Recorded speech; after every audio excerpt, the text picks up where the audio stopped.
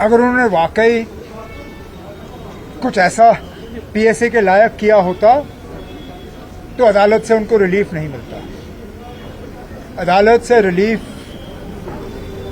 मिलने का जो मुझे लगता है उससे मतलब ये निकाला जा सकता है कि जो भी उनकी गलती रही वो पीएसए के तहत गिरफ्तार होने के लायक नहीं था। मुझे लगता है चुपचाप तरीके से हुकूमत के उस हिस्से को बिना कुछ कहे हुए अपनी गलती का तस्लीम करके उनको छोड़ दिया जाना चाहिए।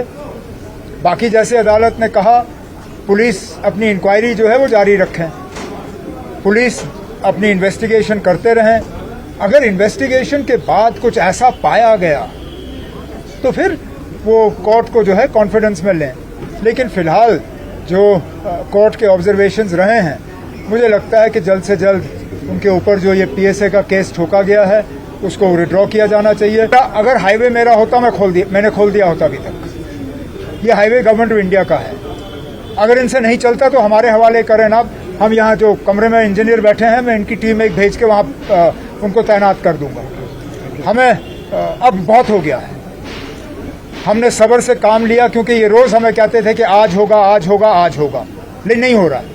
तो आज मैं यहाँ इन 2 प्रोग्रामों से जो है फारिग होके मैं यूनियन हाईवेज के जो मिनिस्टर हैं गडकरी साहब, उनसे फ़ोन पे बात कर लूँगा कि हमें फटाफट जो है ये हाईवे हमारे हवाले किया जाए, इसको रिस्टोर करके जो है ट्रकों के लिए जो है ये इसको खोल दिया जाए।